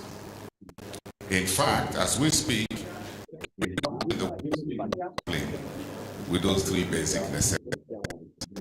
The cost of food, even in advanced economies, the cost of care, the cost of money. So we need to fix the basics. How do we fix it as individuals? And what government and should do to help all of you in the audience, and many more thousands of you who see the basic. Please start. At the end of the day, they will get another bigger round. Let's start with the lead panelist, who's Colonel Dikio, for his thoughts to raise the curtain for a sir, and then the rest of us will follow. Please give a round of applause, please. Thank you.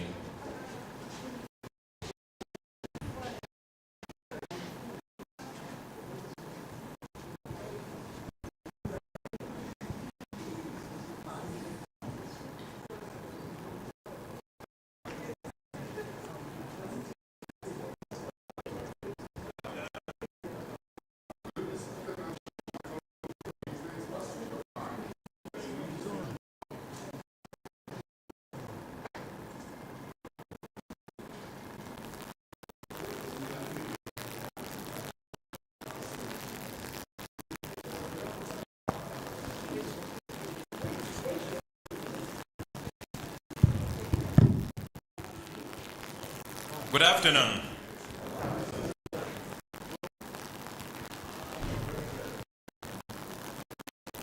I hope you can hear loud and clear. Let's start by honoring the distinguished Bishop Matthew Hassan Kuka, who took us on a tour de force of what it takes actualize our dreams in a very positive manner. Standing on all existing protocols, I want to really go to the meat of why we are here. Because we want to dispel the doom and gloom stories of nothing works, and is very clearly that our fate and our future are in our hands. So, speaking for up here, we intend to not repeat what have been said, but just to emphasize or make clarifications, if we may, of the main issues that have been raised today. And so, setting that as the operating background for this, I would say that certain basic philosophies have not changed, and that is specialization. For you to specialize, you must know who you are. And that's how you solve your problems. Your approach to businesses and all must start first you identifying where you are. So, without taking too much of the time to me, let me pause at this point. Thank you. Thank you so much, Colonel Dikio. We have quite a lot of grounds to cover, and the youth and the young, the audience have been listening for hours, and questions from them. I can't wait to hear from the audience. In fact, my way will just be because it's important to allow the young ones to speak their mind and ask them what they really want. But like we discussed yesterday night and you enlightened me, the whole idea is to see that at the end of the day, we are able to change the narrative in a way that Bayelsa would be able to develop its social economy and have a path for this young, this new population that will really give them what you call sustainable jobs and a means of livelihood, so that things can be at rest and they can also go on and raise children and families that they can have livelihood to move forward. Let me quickly ask Dr. Matthew, what are results around what Bayelsa State has as the economy, and what do you think the state can deliver to support their audience and many more online for a future that is sustainable, out of crime, and basically provide that support for national building? Thank you very much. And again, it's a honor to be sharing this day. A very exciting day. It's great to listen to Bishop. In the conversation leading up to this program, talking to Mr. Maxine, and he wanted us to delve on you in the context of Nigeria's economic challenges. Actually, and one of the major points I noted down is one that the SSG mentioned already, for strategic development planning. I have engaged with BIELSA for a few years now, and we seem to be reinventing the wheel whenever we have a new. Everybody starts from the scratch with a new direction, a new ambition. There is a very vivid strategic development planning. And I work in governance, well on business, doing well the world. This is around transparency and accountability, and in each of those stages you will find aversion to planning than in the states that are struggling. And so three around this, how a state like BIELSA and any state in the context of this challenge can develop governance systems that can be sustainable, as we mentioned, on the long run. And the first point is about formulate policies. I do a lot of advocacy in BIELSA State for a few years before I left. And there is a massive need paying attention to the solution in massive development processes to be very consultative at the beginning of the year. And it is great that the state plan that is one that is going to start soon, not started yet. How much in those we are getting civil society involved? How much lawmaking process are we getting input from the people that are going to be made? We have a case where, and maybe I'm a bit of, I can't of guilt in this as well, where we bring experts into the room, they are going to be able to formulate a that works for everybody. But you need to every institution lean a governance framework that matter. The point is then, how do you implement that policy? And the main point I make about that is that dealing with economic challenge is not something you react on the spot. You build together systems of democracy and governance that are resilient enough to address challenges when they arise. And so in ours and in states across Nigeria, we need to have what we would refer to as vertical accountability and horizontal accountability. So that when you put in place, how are you holding the duty bearers and those involved accountable for the implementation of those policies? How is the legislature holding the executive accountable? How is the judiciary holding everybody else accountable? How is the as you implement are able to address the major part of, for instance, the FCC is a federal institution,